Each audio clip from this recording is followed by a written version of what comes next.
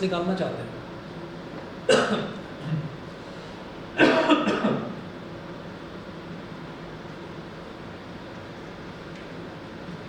Compare equation 2 and 3। मैं equation number 2 और 3 को कंपेयर करूंगा तो ये हो जाएगा मेरे पास a माइनस एच का होल स्क्वायर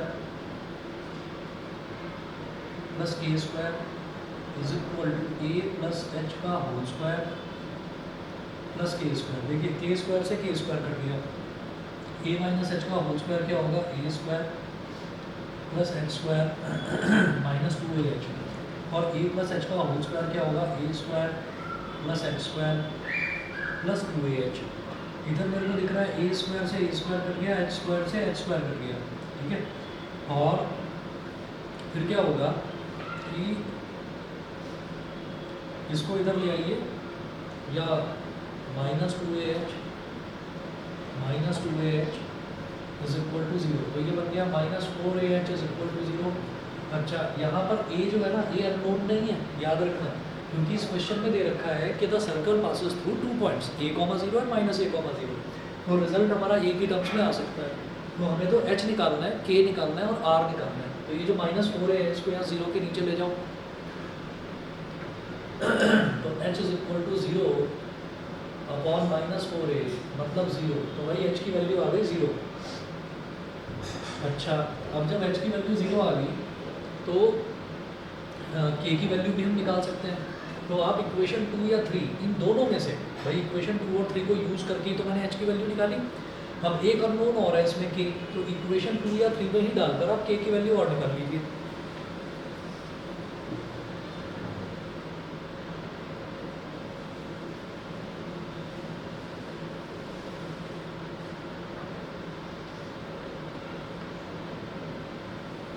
ये कहिएगा put the value of h, put the value of h in equation 3, put the value of h in equation 3। Equation 3 में आपको h की वैल्यू डालनी है, तो ये हो जाएगा a प्लस 0 का whole square plus a square is equal to r square. तो a प्लस 0 का होल स्क्वायर मतलब a square plus k square is equal to r square. तो हम क्या करेंगे, आप ये समझ लीजिए कि हमें r में और k में एक रिलेशन पता चल गया, तो a square plus k square is equal to r square, ये हमारी इक्वेशन नंबर 4 होगी। बताइए जी, यहाँ तक समझ गए? करेंगे। अभी तो पहले तो हमें सबसे पहले ये कोशिश करनी होती है कि हमारे पास जो कॉन्स्टेंट्स हैं उनकी कुछ वैल्यू तो आ जाए, पहले ये कोशिश करनी होती है। तो आप ये देखिएगा कि मेरे पास जो कांस्टेंट है r नहीं चाहिए, मुझे आर स्क्वायर चाहिए, तो आर स्क्वायर की वैल्यू आ गई, k की टर्म्स में आ गई, तो अब एक ही अननोन है बस k, h की वैल्यू 0 आ चुकी है। तो हम ये कहेंगे therefore equation of circle becomes, circle की इक्वेशन क्या बन जाएगी, ये देखिए सर्कल की इक्वेशन हमारे पास ये थी, ठीक है। तो equation of circle becomes x minus h का होल स्क्वायर, तो h की वैल्यू तो 0 है, तो x माइनस 0 का whole square plus y minus k का होल स्क्वायर। k को मैं नहीं चेंज करने वाला हूँ, k हमारे पास एक कांस्टेंट है, और r स्क्वायर की जगह ये रख देंगे a square plus k square, a square plus k square. तो ये हमारे पास ऐसे हो गया x square plus y minus k का whole square a square plus k square. इसको बोलिए इक्वेशन नंबर 5। तो फाइनली हमारे पास इक्वेशन ऑफ सर्कल ये आ गई। तो this is the equation of the circle, this is the equation of the circle. ये circle की इक्वेशन हो गई, हो गई जी। ट्राई करो।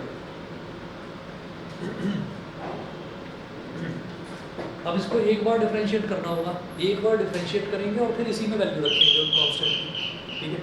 बस इतना करिए जरा, बस 1 मिनट।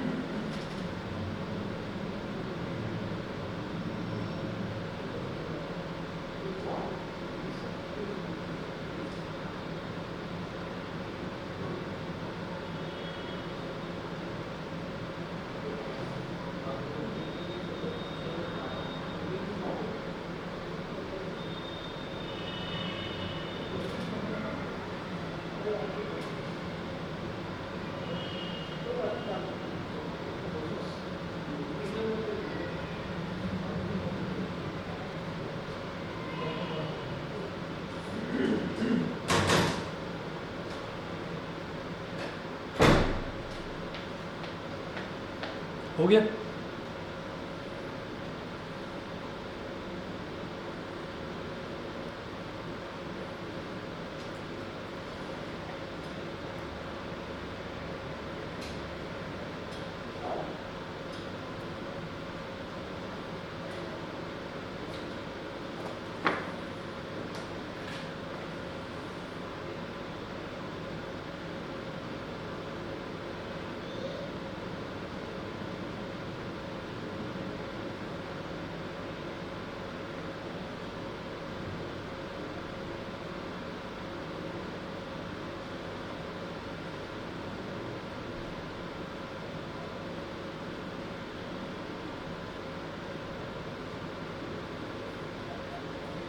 यहाँ तक बता दीजिए समझ गए कि नहीं? भाई ए तो वैसे ही कांस्टेंट है, ठीक है, तो ए स्क्वायर भी कांस्टेंट, और के क्या है, के उसके वाई कोऑर्डिनेट है सर्कल के सेंटर का, तो वो भी जीरो, मतलब वो भी कांस्टेंट, तो इन दोनों का तो डिफरेंशियल पूरी तरह से जीरो हो गया।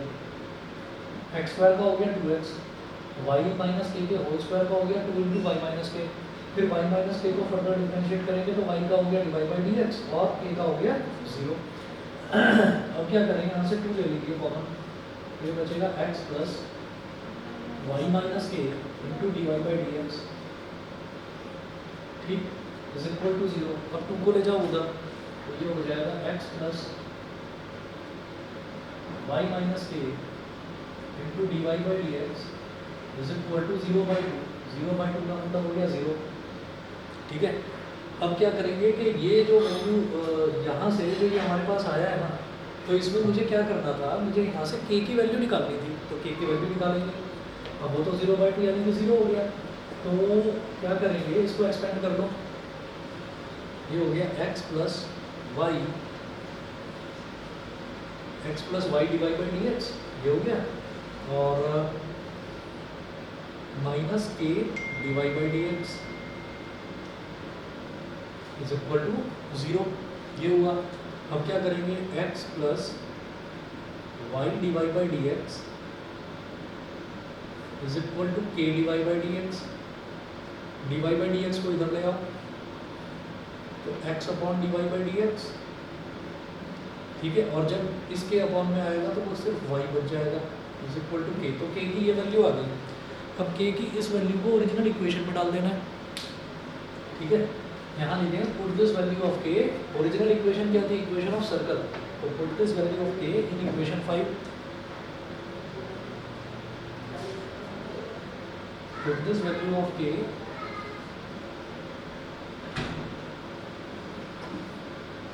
इन इक्वेशन 5, x का square plus y minus x upon d y by d x plus y, y minus k, ये क्या हो गया, k हो गया, y माइनस के का square is equal to a square plus k का स्क्वायर यानी कि इस पूरे टर्म का स्क्वायर, तो x upon d y by d x, x upon d y by d x plus y का स्क्वायर। बस इसको सॉल्व करने में जो मेहनत करनी है बस वो करनी है।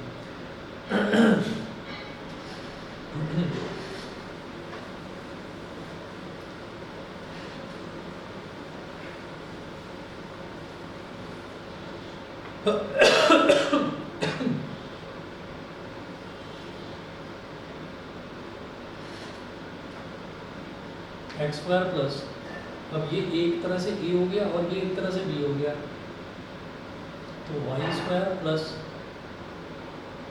X upon d y by d x, x upon d y by d x plus y का whole square, a square plus b square plus 2ab minus 2ab, minus 2 into y into x upon d y by d x plus y, तो a square plus b square minus 2ab, ये हो गया, ठीक है। अच्छा, और right hand side में क्या है, राइट हैंड साइड में a square plus x upon d y by d x plus y का होल स्क्वायर, ये है, ठीक, तो एग्जैक्टली ये टर्म और एग्जैक्टली ये टर्म ये दोनों टर्म मेरे को मिल रही हैं, तो ये तो दोनों कैंसिल आउट हो जाएंगी।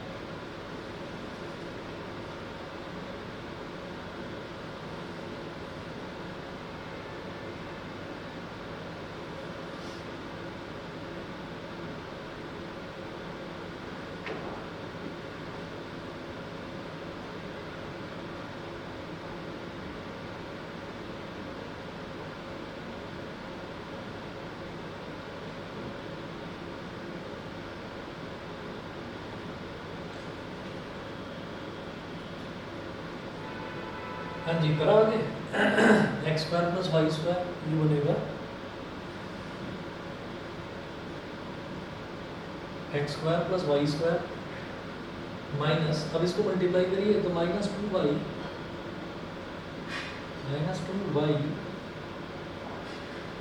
X upon d y by d x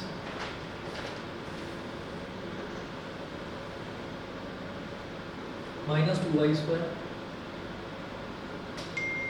is equal to a square.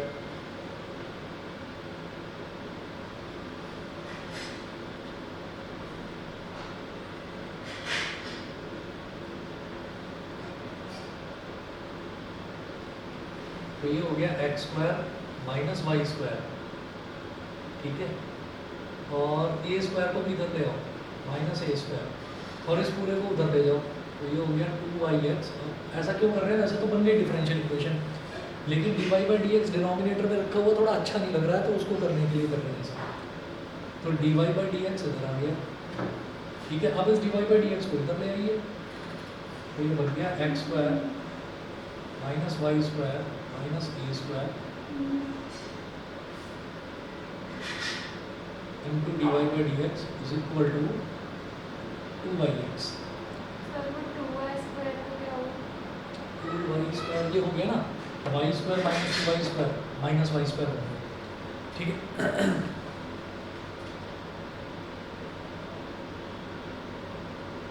चलिए जी, इसके बाद एग्जाम्पल नंबर 10 था ये। उसके बाद देखिए एग्जाम्पल नंबर 11।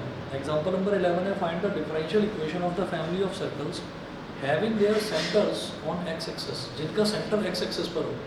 बिल्कुल ऐसा ही क्वेश्चन हमने करा नहीं था क्या? एग्जाम्पल नंबर 8 देख लीजिए। एग्जाम्पल नंबर 8 में ऐसा ही था, form a differential equation of family of all circles having centres on x axis and radius unity. तो उसमें तो रेडियस यूनिटी दे रखा था, लेकिन यहाँ पर जो है रेडियस यूनिटी नहीं दे रखा है, ठीक है। तो यानी कि वो रेडियस भी हमको कुछ लेना पड़ेगा, आर ही ले लेना बस, ठीक है। तो इसको आपको करना पड़ेगा, यहाँ पर 2 बार करना होगा डिफरेंशिएट। कहो तो करवाऊँ, नहीं तो करना पड़ेगा। भाई जहाँ पर भी हमें 2 कांस्टेंट मिलेंगे तो वहाँ पर 2 बार करना होगा। जैसे इन्होंने बोला find the differential equation of the family of circles. अब जैसे सबसे पहले हमें जो है ना एक सर्कल की इक्वेशन बनानी थी इस क्वेश्चन में, एग्जाम्पल नंबर 10। तो यहाँ हमने ये इक्वेशन बनाई, तो इसमें मुझे ये दिखाई दे गया कि जो कांस्टेंट है वो कांस्टेंट के है। आप कहोगे नहीं ये भी तो कांस्टेंट है, लेकिन वो ये दे रखा है, वो गिवन है, ठीक है। ये के मैंने माना है सेंटर का कोऑर्डिनेट होते हैं, तो एच होता है एक्स वाला कोऑर्डिनेट और के होता है वाई वाला कोऑर्डिनेट। तो के की वैल्यू नहीं दे रखी है, तो उसको मैंने मान लिया के। तो जब ए की कांस्टेंट है, ए दे रखा है, मतलब ए की कांस्टेंट है के, तो जब ए की कांस्टेंट है तो मुझे ए की बार डिफरेंशिएट करना है। और अगर 2 कांस्टेंट्स हैं तो 2 बार डिफरेंशिएट, 3 कांस्टेंट है तो 3 बार वाला वैसे क्वेश्चन आएगा नहीं।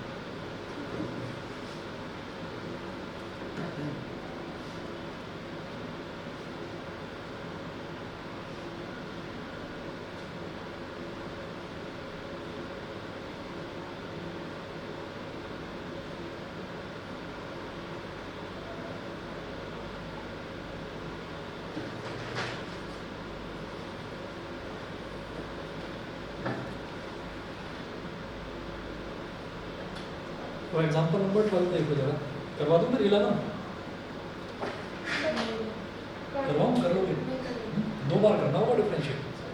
अच्छा, 2 बार डिफरेंशिएट करने वाले में ऐसा नहीं होता कि 2 कांस्टेंट्स की वैल्यू निकाल रहे हो और उसको उसमें रख रहे हो। कई बार ऐसा होता है कि जब आपने 2 बार डिफरेंशिएट करा उसी में आपके दोनों कांस्टेंट एलिमिनेट हो गए, गायब ही हो गए, तो वही जो डिफरेंशिएट करके वैल्यू आती है वही हमारी डिफरेंशियल इक्वेशन बन जाती है। तो कर लेना एक बार ट्राई, ये तो मैं करवा ही दूँगा। सर ये 6 की तरह नहीं हुआ, तो इसमें r बोल रखा है 6 में Family of इसकी circles। वैल्यू भी होगी। हाँ, ये बिल्कुल उसी के जैसा होगा। तो फॉर्म का डिफरेंस ना, पता है 6 में क्या है? 6 में तो उन्होंने डिफरेंशियल इक्वेशन बताने के लिए बोला ही नहीं था हमको, उन्होंने बस ये बताया था कि ऑर्डर बताना है। तो हमें ये दिखाई दे गया था कि उसमें 2 कांस्टेंट हैं, तो 2 बार डिफरेंशिएट करेंगे। जब 2 बार डिफरेंशिएट करेंगे तो ऑर्डर 2 हो गया। तो लेकिन इसमें क्या है, इसमें वो डिफरेंशियल इक्वेशन बनाकर दिखानी है। मैं छोड़ रहा हूँ, करके देख लेना आप। 11, 12, 13 तीनों छोड़ रहा हूँ मैं। 13 जो है वो पैराबोला वाला है, y² = 4ax होती है पैराबोला की स्टैंडर्ड इक्वेशन। तो ये तीनों छोड़ रहा हूँ, आप तीनों भी कह दोगे ना कि बता दो नहीं आया समझ में, मैं तीनों करा दूँगा, क्योंकि एग्जाम्पल में कोई नहीं छोड़ना है। उसके बाद देखिएगा solving the differential equation, next topic पर मैं आ रहा हूँ। एक्सरसाइज में आपकी मर्जी है, जो करना चाहें वो कर लें, नहीं तो मेरे हिसाब से मत करो। अगर एग्जाम्पल का टारगेट लेकर चलोगे ना तो सिलेबस पूरा हो जाएगा ढंग से, मतलब ML के एग्जाम्पल्स मत छोड़ना बस। सॉल्विंग अ डिफरेंशियल इक्वेशन,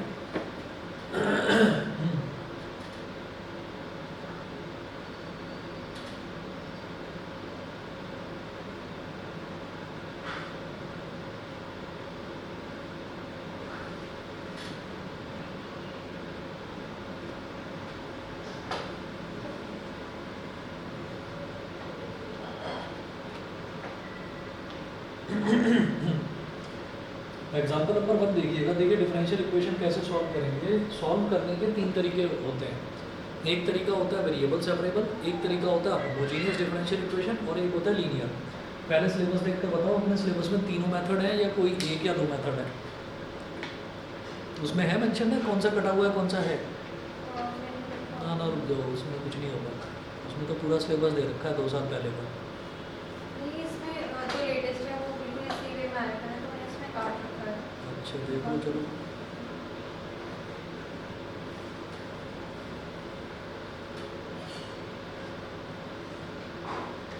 मैंने तो अप्लाइड मैथ्स की जो ये सिलेबस है वो वाली शीट खोल ली है। अब ये 11th का तो बता दो, 12th का देखो, सारा अभी देखो।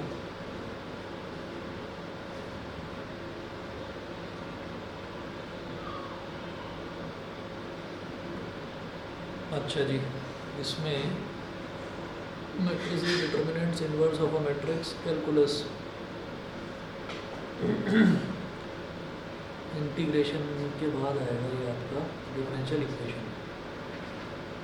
हाँ जी, formulating and solving differential equation, verify the solution of differential, solve simple differential equation, formation by eliminating arbitrary constant, solution of simple differential equation, direct integration only. ठीक है जी भाई, आपको सिर्फ वेरिएबल सेपरेबल करना है, क्योंकि सिंपल डिफरेंशियल इक्वेशन ही करनी है, उसके अलावा कुछ नहीं करना आपको। 2 मेथड्स और होते हैं, लीनियर डिफरेंशियल इक्वेशन और होमोजीनियस। होमोजीनियस है ही नहीं आपके सिलेबस में, इसमें लिखा है, अगर आप सिलेबस देखेंगे ना, मैं अभी दिखा देता हूँ। ये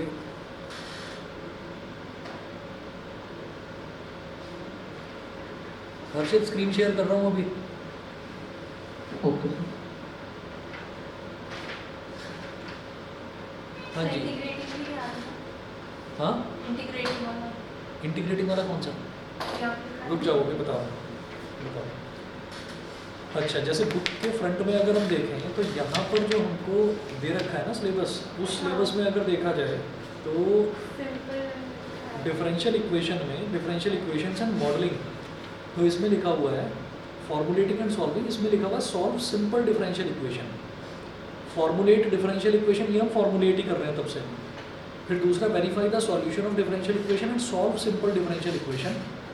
तो इसमें जो है, इसमें कहीं पर भी आपका होमोजीनियस और वो वाला नहीं है।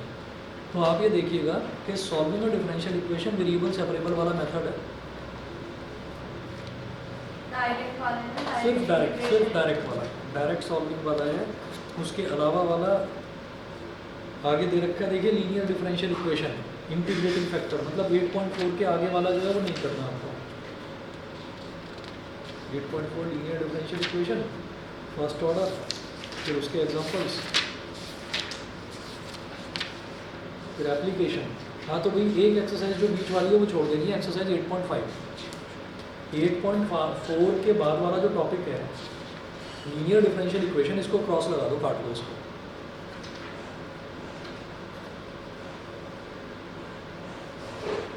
ये नहीं करना है। उसके बाद जो है आगे वाला जो टॉपिक है ना, ये मतलब रेगुलर जो स्टैंडर्ड मैथ्स वाले बच्चे हैं, जो रेगुलर मैथ्स वाले हैं, उनमें नहीं है एप्लीकेशन ऑफ डिफरेंशियल इक्वेशन, ये उस उनके सिलेबस में नहीं है। ये आप लोगों को करना है। फिर आगे क्या दे रखा है, ये न्यूटन्स लॉ ऑफ कूलिंग। चलो ठीक है, कोई बात नहीं, ये भी हो जाएगा। Carbon dating, drug assimilation into the blood, ठीक है। साइंस क्यों? नहीं वो मतलब उन्होंने ना 2-4 एग्जांपल्स लेकर बता रखा है, उसका फॉर्मूला लिख रखा है, ठीक है ना। तो बस ये 8.5 कट जानी है जी, वो नहीं करनी। और जो एक और होता था होमोजेनियस डिफरेंशियल इक्वेशन, वो सिलेबस में है ही नहीं और इसमें भी मेंशन नहीं कर रखा है, वो दे ही नहीं रखा है। तो कोई नहीं, आसानी से हो जाएगा। अब आप ये देखेंगे ना, तो सॉल्विंग अ डिफरेंशियल इक्वेशन, तो नाम का डिफरेंशियल इक्वेशन है लेकिन इंटीग्रेशन से होगा। ये वाला जो पोर्शन है ये इंटीग्रेशन से होगा। देखिएगा कैसे करना होगा। हमें सबसे पहले क्या करना है कि dy बाई डी एक्स मेरे को हर एक क्वेश्चन में मिलेगा ही मिलेगा। तो जब मेरे को सिंपल डिफरेंशियल इक्वेशन सॉल्व करनी होगी, तो पहली चीज़ तो ये भूल जाओ, d square y by d x square मुझे मिलेगा ही नहीं यहाँ पर, ठीक है, क्योंकि वो हो जाएगी डबल ऑर्डर की डिफरेंशियल इक्वेशन, तो वो सिंपल डिफरेंशियल इक्वेशन नहीं रहेगी। तो सिर्फ dy बाई डी एक्स वाले ही करना है। हमें क्या करना है, हमें dy अलग कर देना है और dx अलग कर देना है। dy वाला जो है उसको लेफ्ट हैंड साइड में पहुंचा देना है कैसे भी करके, और dx को राइट हैंड साइड में। ये स्टैंडर्ड तरीका लेकर चलेंगे। फिर dy को LHS में पहुंचा देना है और dx को RHS में। dy के साथ केवल y वाले टर्म्स या कॉन्स्टेंट्स होने चाहिए, dy के साथ केवल y वाले टर्म्स या कॉन्स्टेंट, ऐसे ही dx के साथ केवल x वाले टर्म्स या फिर कॉन्स्टेंट्स, बस इतना। मैं सीधा एग्जाम्पल शुरू कर रहा हूँ। Solving a differential equation,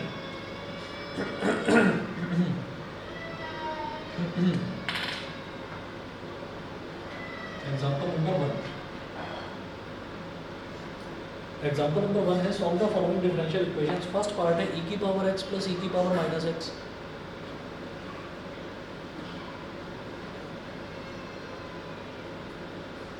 sir जो इसमें कह रहे थे कि आएगा, तो मतलब जैसे इसमें है तो dx हम उधर लेके मल्टीप्लाई होगा तो वही आंसर है। मैं बता रहा हूँ कैसे होगा। किसका पूछ रहे हो, इससे पहले वाले का? नहीं नहीं हाँ मैं बता तो रहा हूँ, देखो कैसे dy बाई डी एक्स, उसके बाद इंटीग्रेट करना होगा, बताता हूँ। इज इक्वल टू e की पावर x माइनस e की पावर माइनस x।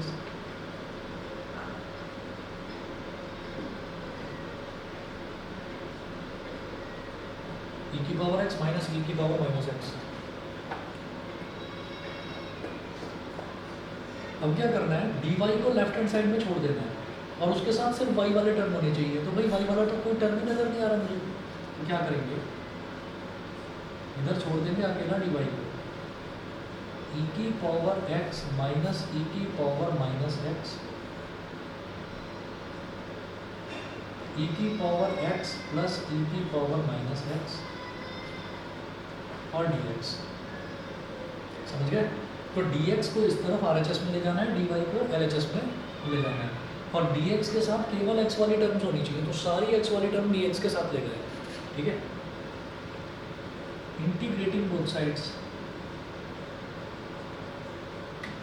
अब दोनों तरफ इंटीग्रेट कर देना है। तो जैसे dx को इंटीग्रेट करते हैं तो x आ जाता है, इसी तरह से dy को जब इंटीग्रेट करेंगे तो y आ जाएगा। इंटीग्रेशन e की पावर x माइनस e की power minus x upon e की पावर x प्लस e की power minus x into dx।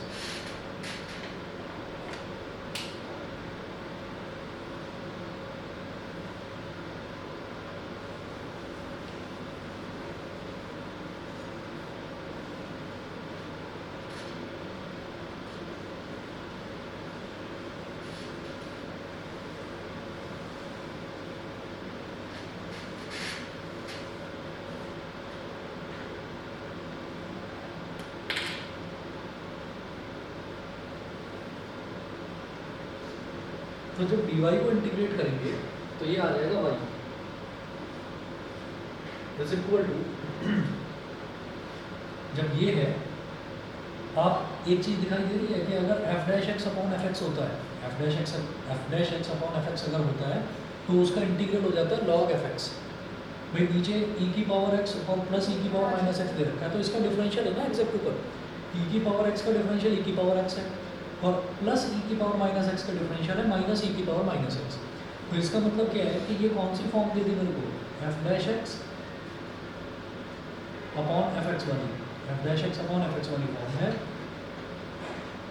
तो ये हो जाएगा log मॉड एफ एक्स, तो log मॉड e की पावर x प्लस e की पावर माइनस एक्स और प्लस c, e की पावर x प्लस e की power minus x plus c, खत्म। ये आपका इसका सॉल्यूशन हो गया। ठीक है, इसके बाद अगला देखिएगा सेकंड पार्ट जो है, सेकंड पार्ट में देखिएगा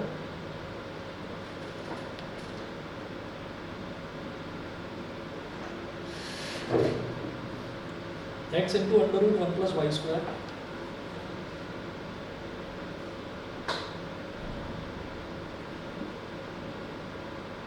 x into under root one plus y square d x plus y into under root one plus x square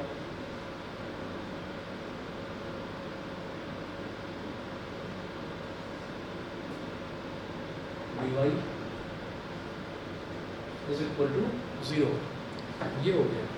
तो अब फिर वही काम करना होगा कि dy को लेफ्ट हैंड साइड में रखना है और dx को राइट हैंड साइड में। तो ये जो dy वाला है इसको तो यहीं जाने दो, y into under root one plus x square d y is equal to minus x into under root one plus y square d x.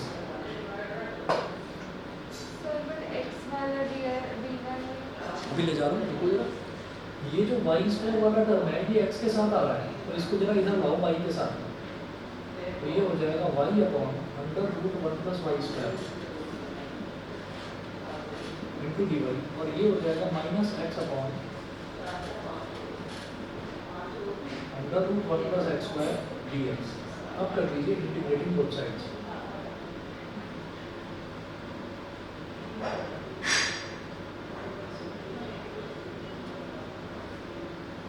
Integrating both sides, तो ये हो गया integration y upon under root one plus y square d y is equal to minus x upon under root one plus x square d x. ये हो गया।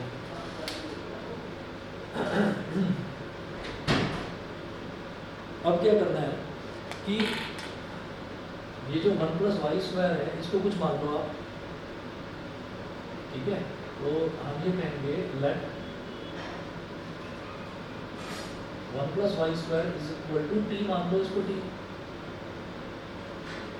इसको T मान लीजिए। और फिर जो ओरिजिनल वेरिएबल है, ओरिजिनल वेरिएबल क्या है, वाई, तो वाई के रिस्पेक्ट में दोनों तरफ डिफरेंशिएट करेंगे। ऐसे ही यहाँ पर लिख देंगे let one plus x square is equal to u, इसको यू मान लिया। तो differentiate with respect to y, और इधर क्या लिखेंगे, differentiate with respect to x।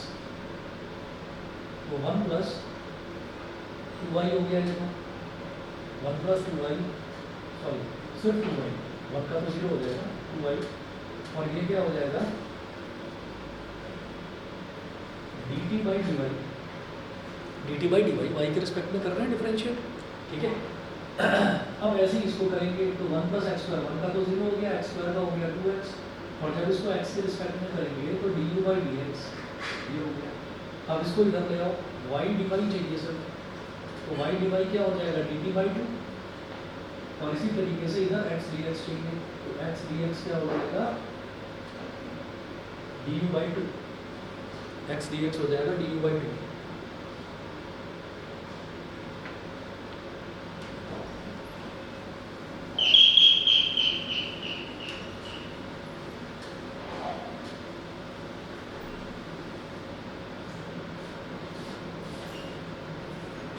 ठीक है, तो ये हो गया हमारे पास एक्स डी एक्स की वैल्यू। अब क्या करेंगे, इंटीग्रेशन वाई डी वाई की जगह रख देंगे d t by two, 1 upon और under root 1 plus y square. तो 1 प्लस वाई स्क्वायर क्या है टी, तो 1 upon under root t, under root t. और ये जो वाई डी वाई है इसकी जगह रख दूंगा मैं डी टी बाई टू,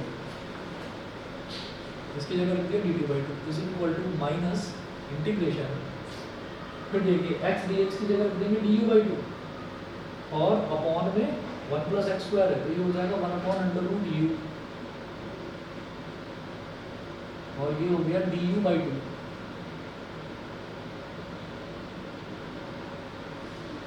अब कांस्टेंट बाहर निकाल लेंगे, 1 अपॉन 2 बाहर निकाल लिया, और अंडर रूट टी है तो अंडर रूट टी का मतलब हो गया टी की power minus 1 by two d t is equal to minus, यहाँ पर भी 1 अपॉन 2 बाहर ले लिया, और इंटीग्रेशन यू की power minus 1 by two D you, ये समझ रहे हो ना। फिर अंडर रूट टी ऊपर आकर टी की पावर माइनस 1 बाई टू हो जाएगा। अब क्या करना है, इधर से पूरा 1 बाई टू और 1 by two cancel out, t की पावर माइनस 1 बाई टू का इंटीग्रल टी की power minus 1 by two plus 1 upon minus 1 by two plus 1 is equal to, इधर माइनस साइन है, इधर माइनस साइन है तो माइनस एज इट इज, और u की power minus 1 by two plus 1 upon minus 1 by two plus 1 और plus का c।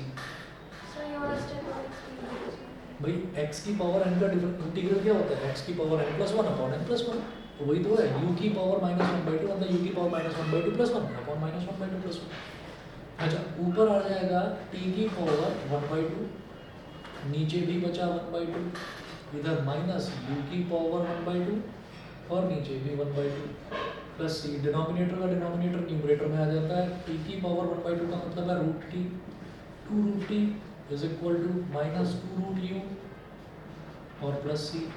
अब t की वैल्यू क्या थी, 1 प्लस वाई स्क्वायर, तो 2 into under root 1 plus y square minus 2 into under root 1 plus x square और plus c। हो गया। इन्होंने क्या कर रखा है, इन्होंने 1/2 से कांस्टेंट को मल्टीप्लाई करके उसको कैपिटल सी मान लिया, कोई दिक्कत नहीं है, वो भी ठीक है, आप हमारा भी ठीक है, ठीक है ना। इतना करिए जी, इसके जो बचे हुए जो 3 एग्जांपल्स हैं उसके 8.3 से पहले वाले और ये वाले 8.5 आपको करनी है, ठीक है, इतना करना है बस। बाकी कल का क्या टाइम होगा मैं बता दूंगा।